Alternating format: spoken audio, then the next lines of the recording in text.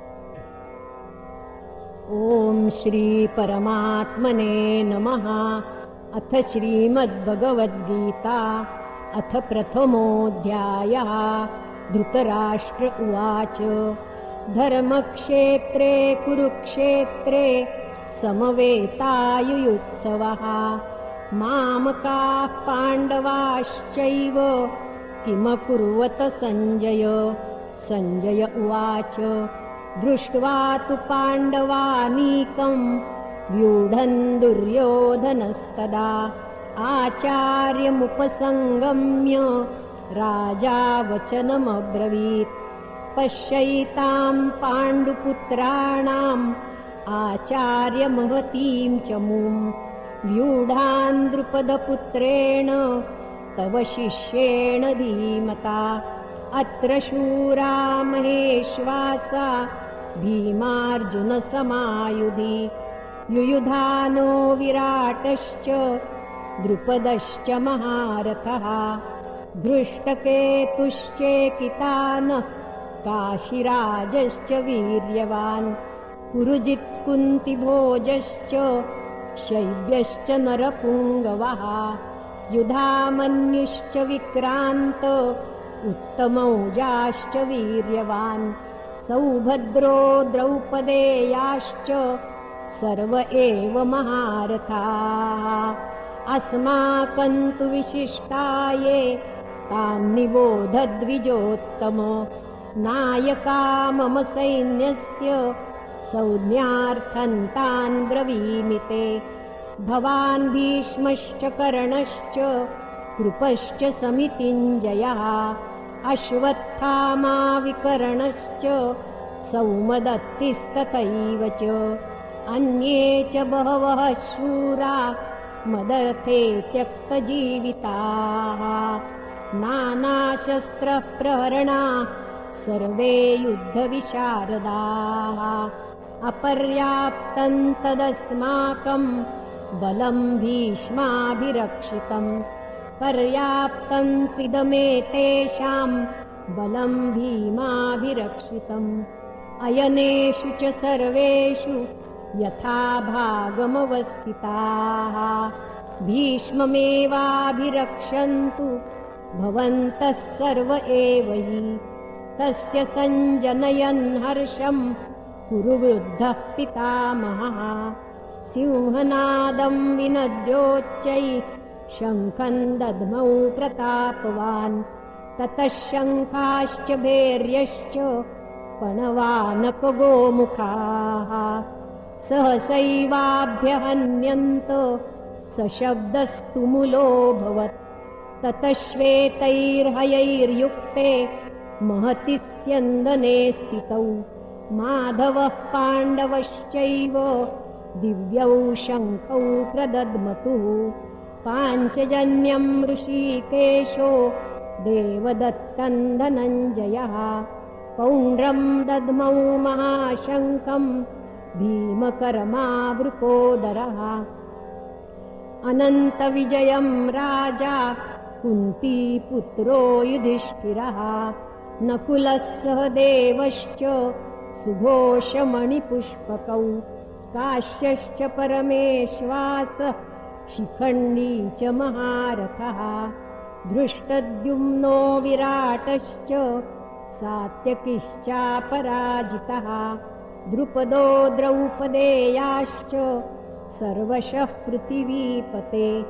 सौभद्रश्च महाबाहुः शङ्खान् दद्मुः पृथक् पृथक् सघोषो धार्तराष्ट्राणां हृदयानि व्यदारयत् नभश्च पृथिवीं चैव तुमुलो व्यनुनादयन् अथ व्यवस्थितान् दृष्ट्वा धार्तराष्ट्रान् कपिध्वजः प्रवृत्ते शस्त्रसम्पाते धनुरुद्यम्य पाण्डवः ऋषिकेशं तदा वाक्यम् इदमाह महीपते अर्जुन उवाच सेनयोरुभयोर्मध्ये रथं स्थापयमेच्युत यावदेतान्निरीक्षेऽहं योद्धुकामानवस्थितान् कैर्मया सह योद्धव्यम् अस्मिन् रणसमुद्यमे योत्स्यमानानवेक्षेऽहं य एतेऽत्र समागताः धार्तराष्ट्रस्य दुर्बुद्धेर्युद्धे प्रियचिकीर्षवः सञ्जय उवाच एवमुक्तो ऋषिकेशो गुडाकेशेन भारत सेनयोरुभयोर्मध्ये स्थापयित्वा रथोत्तमम्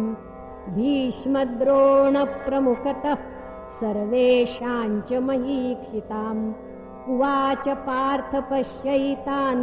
समवेतान् कुरूनिति तत्रापश्यत् स्थितान् पार्थ पितॄनथ पितामहान्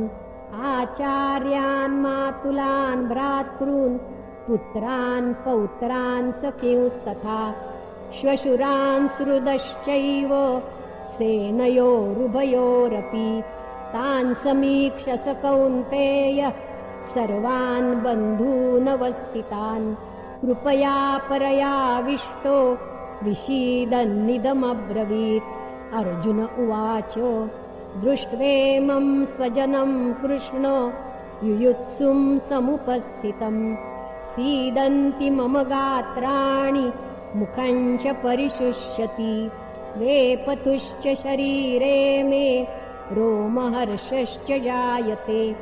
गाण्डीवं स्रंसते हस्तात् त्वच्चैव परिदह्यते न च शक्नोम्यवस्थातुं भ्रमतीव च मे मनः निमित्तानि च पश्यामि विपरीतानि केशव न च श्रेयोनुपश्यामि हत्वा स्वजनमाहवे न काङ्क्षे विजयं कृष्ण न च राज्यं सुखानि च किं नो राज्येन गोविन्द किं भोगैर्जीवितेन वा येषामर्थे काङ्क्षितन्नो राज्यं भोगा सुखानि च तैमेव स्थिता युद्धे प्राणांस्त्यक्त्वा धनानि च आचार्याः पितरः पुत्रास्तथैव च पितामहाः मातुलाः श्वशुराः पौत्राः शालाः सम्बन्धिनस्तथा एतान्न हन्तुमिच्छामि घ्नतोऽपि मधुसूदन अपि त्रैलोक्यराज्यस्य हेतोः किन्नु मही कृते निहत्य धार्तराष्ट्रान् का प्रीतिः स्याज्जनार्दन पापमेवाश्रयेदस्मान् हत्वैतानाततायिनः तस्मान्नार्हा वयं हन्तुं धार्तराष्ट्रान् स्वबान्धवान् स्वजनं हि कथं हत्वा सुखिनः स्याम माधव यद्यप्येतेन पश्यन्ति लोभोपहत चेतसः कुलक्षयकृतं दोषं मित्रद्रोहे च पातकं कथं न ज्ञेयमस्माभिः पापादस्मान् निवर्तितुं कुलक्षयकृतं दोषं प्रपश्यद्भिर्जनार्दन कुलक्षये प्रणश्यन्ति कुलधर्माः सनातनाः धर्मे नष्टे कुलं कृत्स्नम् अधर्मोऽभिभवत्युत अधर्माभिभवात् कृष्ण प्रदुष्यन्ति कुलस्त्रियः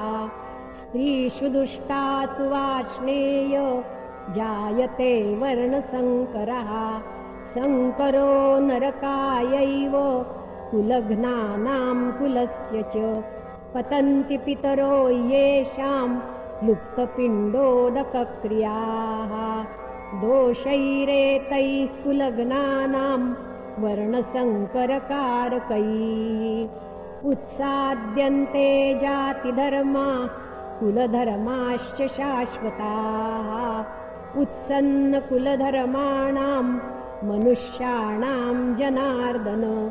नरके नियतं वासो भवतीत्यनुशुश्रुम अहो बत महत्पापं कर्तुं व्यवसिता वयं यद्राज्यसुखलोभेन हन्तुं स्वजनमुद्यताः यदि मामप्रतीकारम् अशस्त्रं शस्त्रपाणयः धार्तराष्ट्रारणे हन्युस्तन्मे क्षेमतरं भवेत्। सञ्जय उवाच एवमुक्त्वार्जुनः सङ्ख्ये रथोपस्थ उपाविशत् विसृज्य सशरं चापं शोकसंविघ्नमानसः। ॐ तत्सत् इति श्रीमद्भगवद्गीतासु उपनिषत्सु ब्रह्मविद्यायां योगशास्त्रे श्रीकृष्णार्जुनसंवादे अर्जुनविषादयोगो नाम प्रथमोऽध्यायः।